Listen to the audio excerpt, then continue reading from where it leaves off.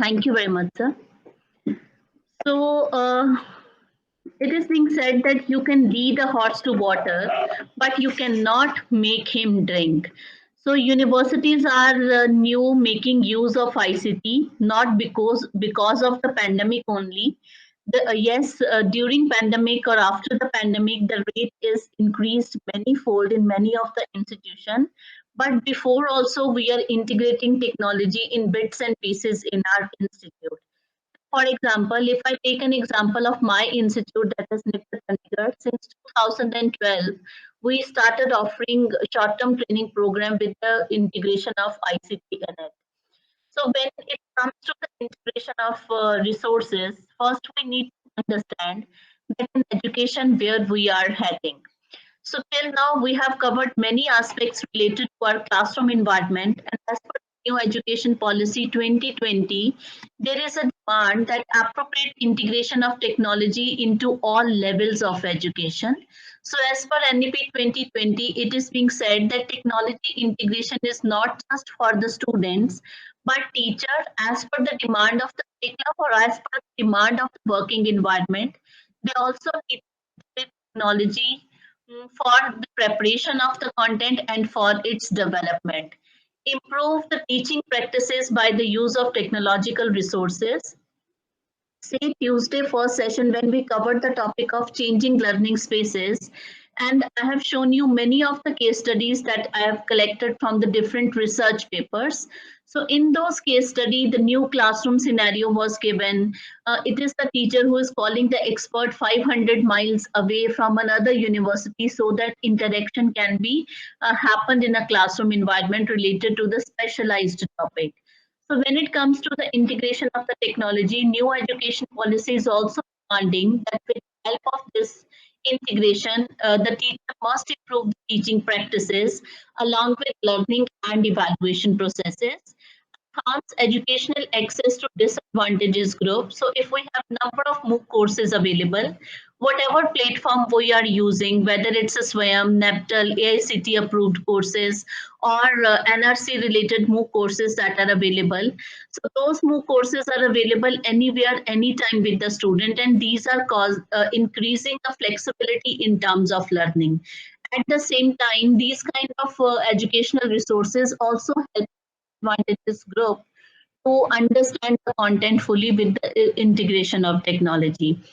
As per NEP, streamlined education policy and even administration and management practices are also essential. So it means our education system is largely focused on the integration of technology in every aspect of teaching learning along with administration and management practices.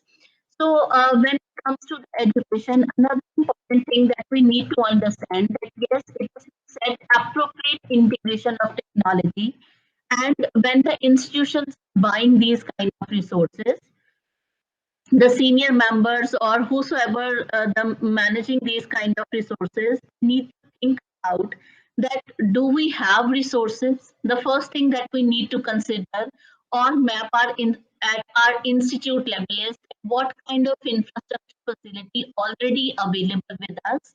So the simple question that we all need to answer is if we have resources, what kind of resources we have, and are my faculty members able to blend those resources as per the demand of that particular subject.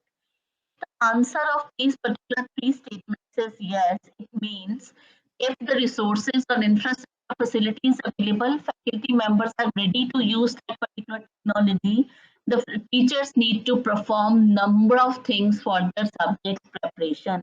So it is not only the coursework file that we are going to prepare with by using pen and paper, but implementation of those lesson plans needs maximum effort at the part of the faculty. Just by buying resources or by integrating bits and pieces of resources doesn't mean that we are integrating technology. As a course, as a subject, we need to plan as a course or as a subject, we need to plan that just by creating the interactive spaces or just by buying the resources doesn't mean, and we need not to automatically assume that yes, students and faculty members are going to adopt these resources, or those faculty and students are going to make full utilization of the resources available. Suppose if the administration or the university makes it compulsory for the faculty member to adopt and use these resources, they will use these resources. But at the same time, what is the impact of the uses of those resources on student achievement? So somewhere that kind of study also need to be happened all the time at institute level, that before integration of technology, after integration of technology, or by creating a blended learning kind of a classroom, what is the impact on student performance? So continuous assessment need to be there. There may be many students in my class who are very good when it comes to the uses of technological resources, but there may be students in my class who demands a physical contact of the faculty to understand the subject matter fully. So when I said the physical interaction, or the students are not able to go through the subject matter fully just by integrating the resources. So all these needs we need to consider before designing any of the class that involve integration of technology.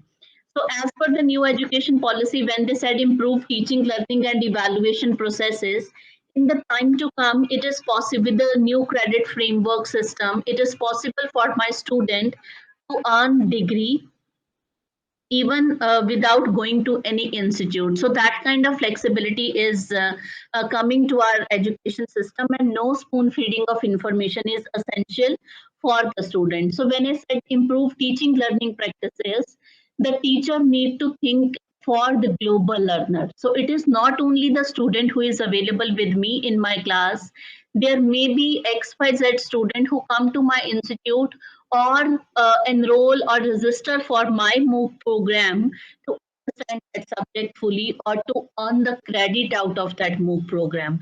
So as a teacher, when I'm preparing my course content, I need to consider that I am preparing that course content for a global learner, but at the same time, the students who are available with my class, with me in my class, by considering the characteristics of those students, I need tailor made the content at some point of time. So MOOC courses are available. With the help of integration of technology, we are able to develop and design resources. But as per the level of the students available in our classes, sometimes we need to again convert that content in the most simplest form so that our students are able to understand. So to ponder upon all these issues and providing the detailed information about blended learning, in the next 5 to 7 minutes, we need to understand that what kind of learning environments we will be able to create in a classroom, in an institute, in our department. So learning environment is basically divided into two different categories. The very first one is the synchronous learning environment. So when we say synchronous learning environment, the teacher is present at the same time as the learner. So any member from the group who is able to give example of this synchronous learning environment?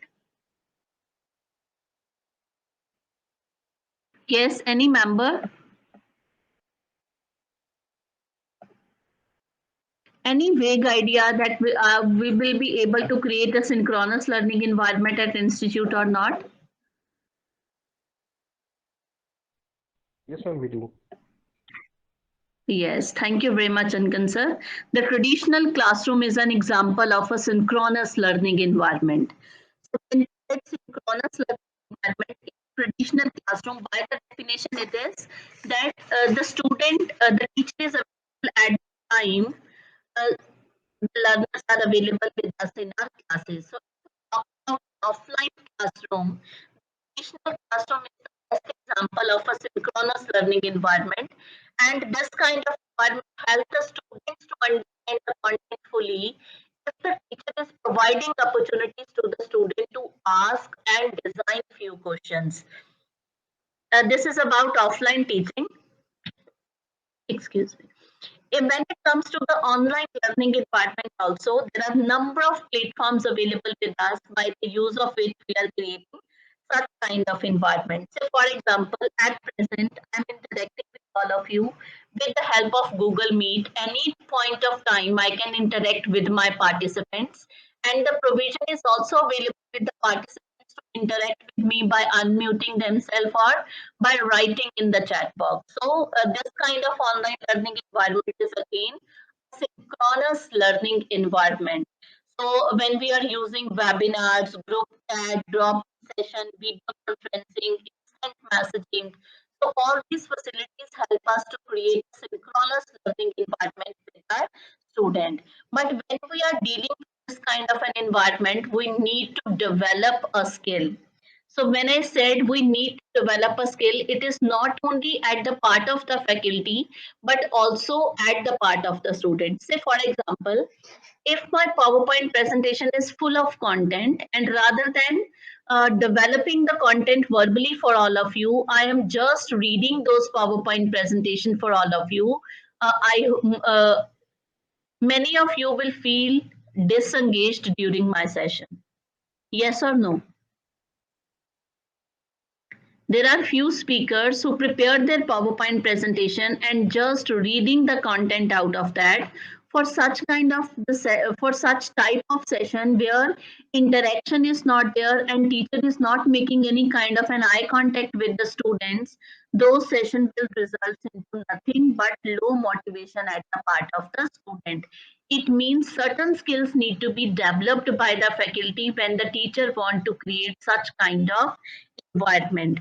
At the part of the student, if many of the students are live with me at present, the kind of messaging they are sending to me, what kind of questions they are framing, how they log in and log out from the session. So all these disciplinary measures also need to be developed among student population. So synchronous learning environment, some sort of skills need to be developed by the faculty and by the student at the same time. And there are certain barriers to this kind of environment we need to consider. So when it comes to synchronous learning environment, the very first barrier is it limit the flexibility. So when I said it limit the flexibility, student and teacher need to be available at the same time. If the teacher is not available, it is not possible to organize a session. If few of the students are not available, sometimes students are missing that particular content. Schedule is fixed. All the students need to work at the same time. Say during this particular session, if I assign you an compulsory activity, you all need to submit me that activity on time. So the schedule is fixed. All will work on the same time, and sometimes we miss the content. In synchronous learning environment, if the recording facility is not available specifically, in an online environment and in a classroom environment also, if the teacher is not allowing the student to record the information that is developed by the faculty, there are chances the students who are absent in the class will miss that particular information. So nowadays, when it comes to a synchronous learning environment, many of the faculty members allow the students to use their digital devices to store information, to record information. So if these kind of facilities are provided, the flexibility can be enhanced in synchronous learning environment also. But it is up to the choice of the faculty, or if at institute level, there is some policy design that every lecture must be recorded and uploaded on Moodle or LMS facility. In that particular case, a synchronous session will also provide opportunity to the student to go through that information. The second kind of learning environment that we can create is a synchronous learning environment. So a synchronous learning environment where the teacher is not present at the same time as the learner. For example, a discussion forum, self-paced MOOC programs. So am I audible to all of you? I hope I'm connected with all of you. Yes, ma'am, you are audible, ma'am. Yes, yes, sir. Yes, sir. Yes, ma'am. Audible. So when it comes to the creation of an asynchronous learning environment, the teacher is not present at the same time as the learner. So when it comes to an asynchronous learning environment, for example, a discussion forum is being created by the teacher for the subject, or the teacher is indicating number of media for the development of subject content. So if you are designing a self-paced MOOC program, that self-paced MOOC program is an example of asynchronous learning environment. So there are number of media that we are able to use in this kind of a learning environment. It is not limited to audio and video media only. Many of the media can be used in asynchronous learning environment. So email interaction, discussion forum, Blackboard sharing. So these are all an example of asynchronous learning environment in a online classes. When it comes to an offline class, asynchronous learning environment means when the group of students working together without the presence of the faculty, and maybe once they are able to complete that activity, the teacher is there to provide the corrective measures. So in asynchronous learning environment, we provide full flexibility to the student to use variety of media for the development of the content. So, yesterday we have covered the influence of social media on teaching learning. So, when it comes to the use of those social media apps, asynchronous learning environment plays an important role. So, you can transfer any information by creating a Telegram group or a WhatsApp group for the classroom students. You can design a Google Classroom and direct your student to go through the course content before coming for a discussion about that particular content in a physical classroom. So there are many ways and means by the use of which the teacher can create a synchronous learning environment at institute level, and social media plays an important role. As a teacher, we need to have information about what are the different open resources available with us for the creation of such kind of classes. So barriers to asynchronous learning, as for synchronous learning is concerned, the flexibility can be enhanced. In terms of asynchronous learning also, we need to understand few of the barriers that affect our capability as a teaching effectiveness. So when it comes to asynchronous learning, again, in asynchronous learning, capacity building is required at the part of the faculty and at the part of the student. When I said self-paced MOOC program, self-paced MOOC program means the teacher is responsible for the development of the content, for the development of the activity, but at the same time, the teacher needs to timely announce all the activity details or schedule and reminders of those activities so that students are mindful for the completion of those activities on time. When I said capacity building at the part of the student, MOOC program, student is accountable to follow that schedule and submit all those activities on time. So, skill or capacity building at the part of the student and at the part of the faculty both are required. Second is infrastructure facility. How can I design an online course without having recorded facility available with me? Editing of videos, script writing of video, PowerPoint presentation, integration of other media tools in my course. So, say for a 50-minute of the content, I need to design only 10 to 15 minutes of video. So that need an expert opinion. I need an expert opinion for the development of such kind of a content. So it takes lot of effort, not only in terms of human resources, but at the same time, infrastructure facilities also need to be available if we want to create such kind of environment at institute level. Next is the stakeholder. Who are my stakeholders? If I'm designing a MOOC program for my student, that MOOC program need to be of a different nature. If I'm designing the same kind of the problem for my faculty member, the nature of the program need to be different. The design of activities need to be different. So we need to keep in focus the kind of stakeholders available with us. And likewise, we are going to design these kind of subjects for our student. Next is the flexibility. So flexibility to the faculty need to be there for this kind of an working environment. So when we said flexibility to the faculty, say within 1.5 years I designed the subject, I upload that subject, and maybe after 1.5 years, by considering the needs of the stakeholder, I modify or redevelop some of the portion of that subject.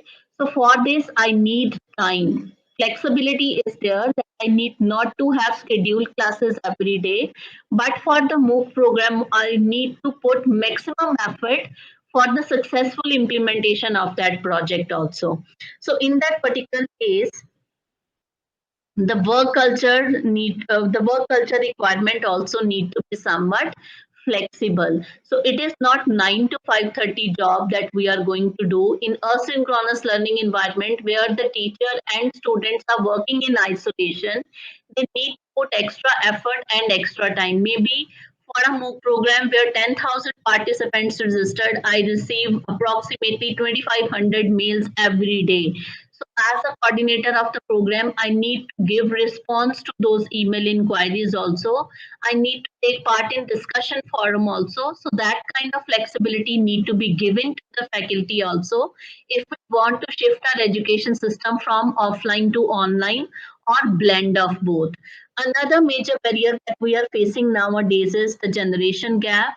We agreed that generation Z student want integration of technology, but at the same time they want personalized interaction with the members. So when I said personalized interaction with the member, it doesn't mean that you offer online program to the student population. I'm not talking about the faculty courses. If we are giving those MOOC programs to the student population, the students are working for that particular content available online to them. But periodically, we need to have discussion in person with those students.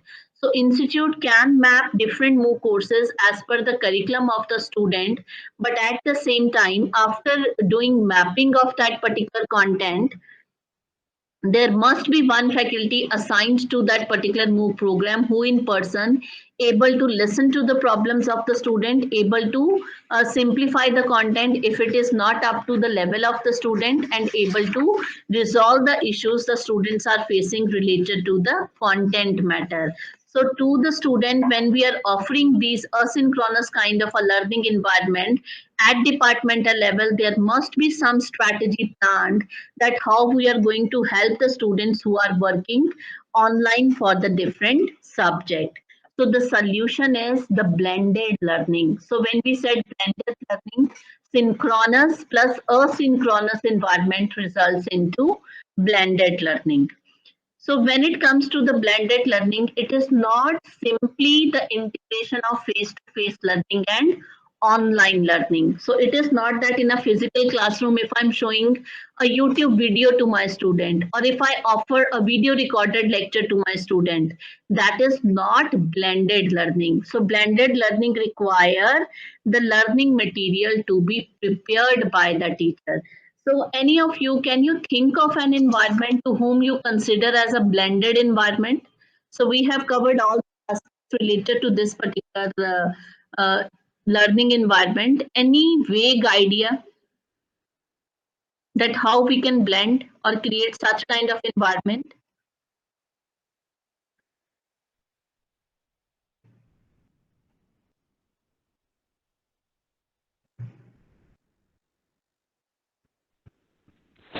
Yes, such kind of environment can be created just by the interaction between the student and the teacher. And at some times, it could be a formal and informal. So the blend of formal and informal conversation is required to keep it interesting and also an educative. Thank you very much, Ankan sir. So when it comes to the creation of a blended learning environment, the first foremost requirement is the analysis of the curriculum, analysis of the subject that is given to the faculty. So after analyzing the curriculum, when we are in the process of designing a coursework file, at that point of time, before the initiation of the semester classes, the teacher need to prepare the content. So reference material is available. As far as our engineering subjects are concerned, many good reference books are available. So this is not that we are simply referring that book to our student. So when I'm saying a blended learning environment, so few of the course material, few of the subject topics need to be covered in this particular mode where the teacher actually identify that these are the topics that are not going to very good or the coverage of syllabus will not be good for those topics in a face-to-face environment. The student need to have experiential kind of learning. The students need to observe these things. So when I'm talking about working principle of any XYZ machinery, so rather than giving written notes, my student need to observe that phenomena happened in front of them. So maybe in a laboratory environment, I'm going to record a video of that particular working principle. So when the machine is in working condition, along with that, I'm going to explain the whole theoretical part to my students. So when the students are observing things, they are able to have experiential kind of learning, and there are number of question arises in the mind of the student. So what we do in our physical classroom, we simply show a YouTube video, or we provide a labeled diagram to our student related to the working parts or the other things of that working principle. But students are not able to observe that phenomena. So when it comes to the blended learning environment, while sitting in a theory class also, it is possible for the student to develop psychomotor skill. So what kind of observation, what kind of environment the teacher is providing, it is totally dependent upon that. So first thing the teacher need to do for the creation of blended learning classroom is the preparation of the learning material. Sometime we need to prepare handouts also for our student, and those handouts are tailor made, and those handouts need to be provided to the student. When you know that all are creating the same type of error, say you have given one activity to the student, and after evaluating that activity you come to know that most of the students in my class creating a same kind of error in their submission, it means rather than going for an online class, I need to have a physical classroom where I can directly provide feedback to my student and allow them to perform activity in the presence of me as a faculty. So in a blended learning classroom, a formative assessment also plays an important role. So question arises when it comes to a blended learning, how it is possible for me to create such kind of environment. So simply how it is possible for me to club synchronous as well as asynchronous environment. So when it comes to a synchronous environment, there is a factor of socializing because teacher and student is always available with each other. The teacher can create a formal kind of discussion in a synchronous learning classroom, and the teacher can also create informal discussion among students. So when I said informal discussion, in the topic of active learning we have covered, sometimes the teacher need to allow the students to talk with each other. So that talking must be about the subject matter, but that is an informal kind of discussion, maybe happened after the question asked by the faculty in a classroom environment. So in a synchronous learning environment, it is very easy for me as a teacher to provide feedback and to obtain feedback from the student at the same time.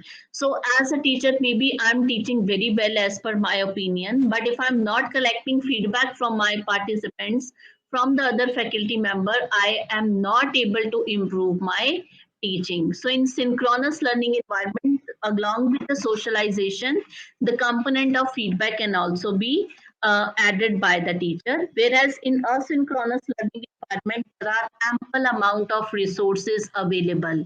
So when I said you have to complete this activity online, or you have to complete this assignment by using XYZ resources, this is your choice.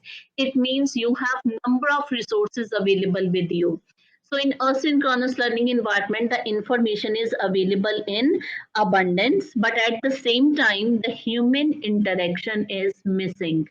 So when I said human interaction is missing, from those 500 website, is it possible for my student to go through each and every website and find out information? As a teacher in a classroom, I can validate that yes, these web resources are good and these web resources you need not to use because they are more advanced by nature. So when human interaction is there, is possible for us to clarify our doubt within no time. And at the same time, when it comes to providing feedback in a synchronous learning environment, the teacher must be very careful. So always take time to design those feedback messages, because those feedback messages are available with the student all the time. In synchronous classrooms or in physical classroom, we are providing a verbal kind of a feedback to our student. But when it comes to writing, the word choices, the tone of the word also need to be considered by the teacher. So from all these factors, it is clear to us that it is not easy to create such kind of environment for our student, or is it so? We have to plan our course fully,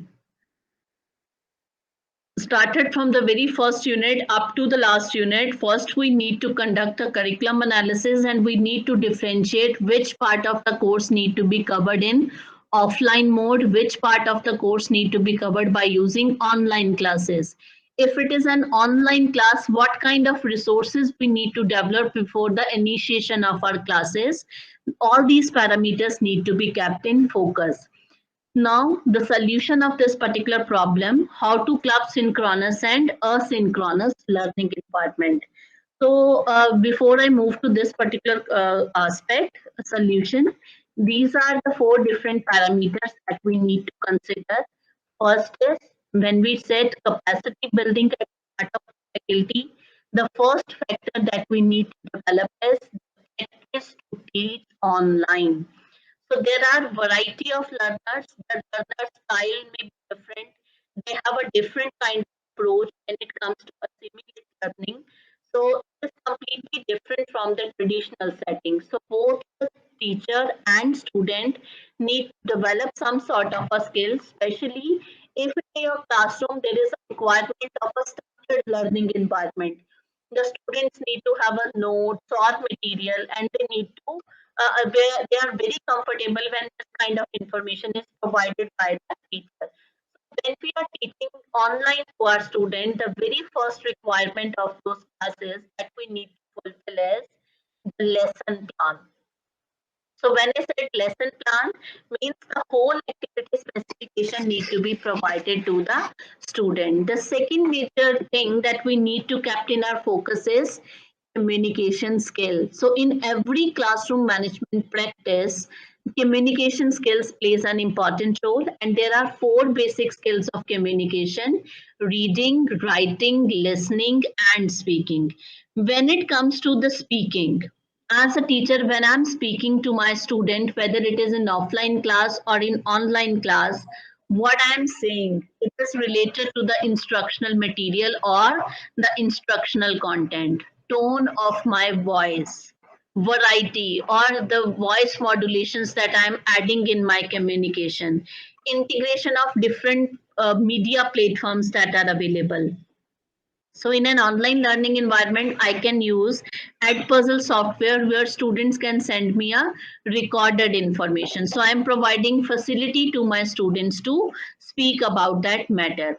Second communication skill that we need to focus in blended classrooms are the writing skill. So when we said writing skill, sometimes nowadays it is not about offline classes, but in online classes, many a time students start sending infographics to us. Infographic means the symbols and signs, emojis to us. So some of the foreign universities consider this as an official language, because these expression help us to understand the emotional well-being of the student. So allow the student to use appropriate sign and symbols when they are writing something specifically in an online environment. And in an online environment, when the teacher is writing something, the student population always mindful of the word choices.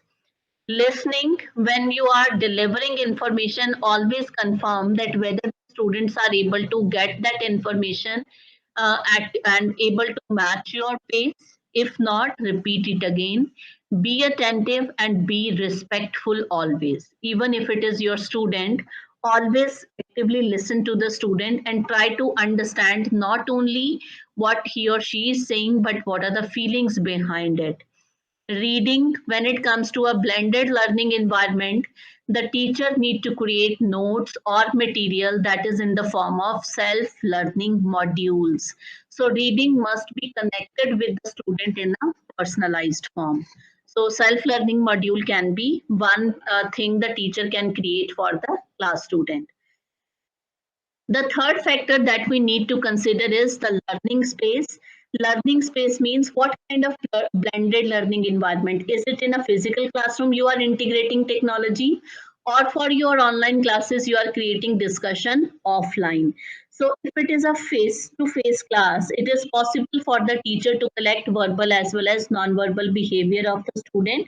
So teacher need to understand the complexity of the technology even in the offline classes also. So when we said learning space, physical classroom, the teacher is integrating technology. Suppose if technology is not working, the kind of technology you are using, will you be able to dismantle that technology and alternate from one source of technology to another source of technology? What if the technology fails? What alternative available with you? So if the technical support is not available at institute level, some sort of professional training need to be given to the teachers in terms of infrastructure that is available with the university or with the institute. It is an online classroom. So in online classroom, the major problem is the isolation. As a faculty, I am teaching in isolation and I'm only creating interaction with the help of technology. So sometimes it is very difficult for us to engage our students in the process of learning. So for example, in this particular course also, when number of experts talking questions to the participant, it is up to the receivers, up to the participants that whether they want to interact it or not. So that kind of complexity we always face in online teaching also. Another fourth major parameter that we need to consider is interaction. So whenever we are creating such kind of blended experiences for our student, we need to consider at what point of time I am going to develop interaction with my class. Is it after the covering of some concept? Is it after 10 to 15 minutes, I'm going to give some activity to the students, and based on that particular activity, I'm going to create interaction. Right now, when we are interacting with all of you, we consider that all are matured learners and you are here to learn something or to share something. But if the same kind of environment I have to create for my student, my class need to be full of activities. I will not allow my student to switch off their videos and kept themselves mute all the time. So in that particular case, my rules, my policies, my measures will be different if this kind of classroom is happening with my class student. Now the question arises, these are the four major parameters for which we need to prepare. Now the question arises, how can we blend effectively? The very first thing that at institute level, we need to keep in our focus is the readiness. Readiness means first I need to evaluate in what context I am teaching. Readiness of the stakeholders. If my stakeholders are student, what kind of digital devices available with the student? Is it infrastructure, internet facility available with them 24 into 7? Is there any policy at institute level to provide laptop facility to my student, maybe in the form of internet laboratory developed at institute level along with the library facility 24 into 7? So nation-wise, these kind of policies need to be developed, I would say, if we want to create or integrate technology in teaching learning. So there are many institutions in remote locations where these kind of facilities 24 into 7 not available with the student. Then what is the point of designing or integration technology at all ends of education? So that is the biggest question and I would say biggest challenge as an Indian educator we are facing, that our stakeholders are not ready for this kind of education system. So for those, maybe the financial aid. So as a faculty, maybe at home when I'm engaging my class, I'm using all my resources. but there may be some faculty members who are not willing to use their financial aid for for institutional purposes. So financial aid in the time to come, these kind of challenges again we may be facing in near future. Learner commitment. Our students are not ready for this kind of environment. If I say create 90% of your classes and those classes must be full of activities, the teacher will not cover the content, the student come prepared with the content and then perform activity. How many students will be ready for these kind of classes?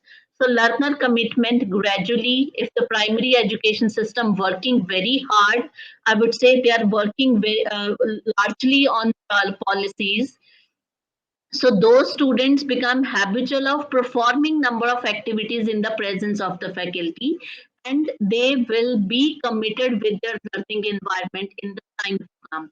But at present, the students who are available, they are in the habit of spoon feeding that information. So sometimes the discipline, the interest of the student, the commitment of the student, regularity, students are not able to develop their e-learning community. So these are all the hurdles for the blended classrooms. Teacher preparation, readiness faculty will play an important role. So teacher preparation also need to be there.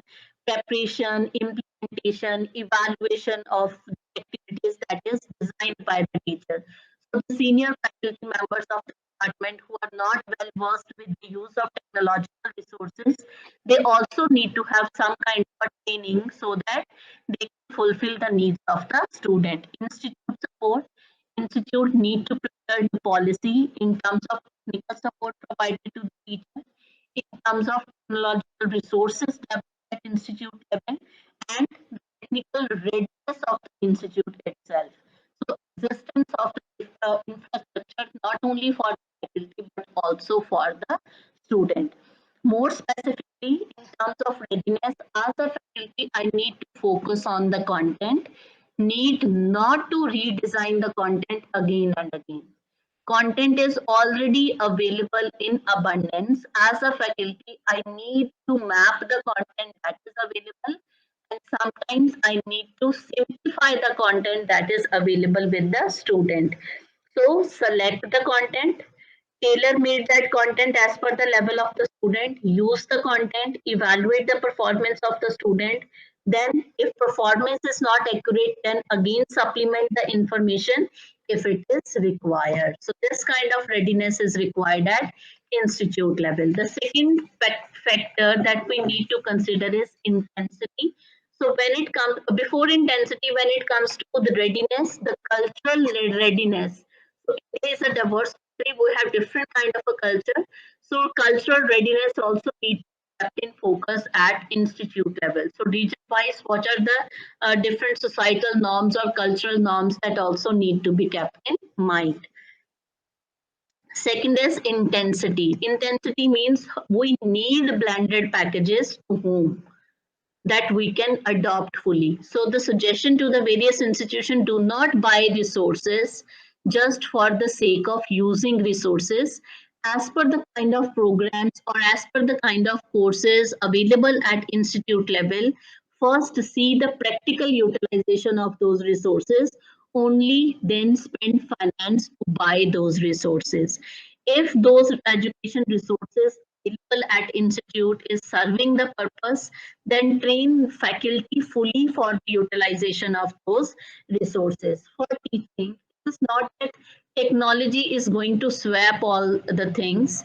It is the integration of human effort. So as a faculty, if technology is available with me, but I am not comfortable in using technology, or there is no training available to me for the use of technology, despite of advanced technological resources available, I am not using resources as a faculty. So for teaching, we need human as well as non-human resources, and somewhere we need to map the comfort level of the faculty along with those technological resources. So impact also need to be evaluated. Say in the last year you have developed and designed many technological resources at institute level, doesn't mean that they give you 100%. So you need to have evaluation studies. You need to consider that whether the teacher is able to achieve those learning outcomes that he or she designed for the subject matter, and level of engagement of your learner. So maybe there are many hits available for your IEEE website, but there are very low hits available on the recorded lecture series available for your university. Students are participating in online quizzes. Students are not participating in online discussion that is being created by the teacher. So when we evaluate the number of activities or classroom management practices, we come to know that what kind of preparation or what kind of training is essential for the student as well as for the faculty. So do not use or develop resources just for the sake of integrating technology. Also consider the comfort of the faculty and the level of the students available at the class. So readiness in nutshell, readiness in terms of context, in terms of finance, commitment, institute role, readiness in terms of content and in terms of culture also. Intensity, conceive, develop, implement, and then operate. So adoption is required. So blended learning start gaining its importance specifically after when more courses comes in existence. People start uh, teaching in a flipped classroom in bits and pieces. But blended learning is not the mixed way of learning or the hybrid learning, or we cannot say that blended learning simply means the integration of the technology. Blended learning advocates the selection of delivery method in line with the learning needs and with the available resources at institute level. So we all know that learning is a dynamic process. So by considering that dynamism in learning scenario, we need to integrate technology in that particular fashion. So blended learning is not fixed mode of learning, hybrid learning or technological mediated learning. The teacher needs to select the best delivery mode for information from to the student and consider the learning needs. We need to apply the resources. So these are the different these are the six different pillars of any institute where we can design a blended kind of a learning environment. So at present, the role of the teacher in this particular environment is not only to disseminate information, but the teacher need to act as a facilitator, means he or she will create a learning environment for the student. He is a moderator between the management and the various policies that is being designed. He is advisor of the student at some point of time, and he is guiding the student all the time in the classroom environment. When it comes to the learner, it is not only the student is there to learn degree. The demand is the development of lifelong learning skills among students. So learners need to act as a researcher, as a collaborator, and as a practitioner. What kind of content, in terms of content, what kind of content need to be there? The environment of cooperative and collaborative learning need to be there all the time at institute level. For the development of higher order thinking skills, the teacher need to give problem based exercises to the student. The focus must be on independent learning style, the development of independent learning path for the student, but at the same time, with the help of the interaction, the student is there to compete with each other and cooperate with each other. When it comes to the technological resources at institute level, synchronous and asynchronous, both environments are compulsory to create. To develop fundamental information about a subject matter, the synchronous learning environment initially need to be created. Once that level of understanding is developed, we can shift to the asynchronous learning environment. As far as support for student population is concerned, we not only need academic support, but at the same time, by considering the various resources in mind, the teacher need to provide expertise in that particular area, the development of soft skills among students along with the technical skill, fluency in terms of uses of the technology.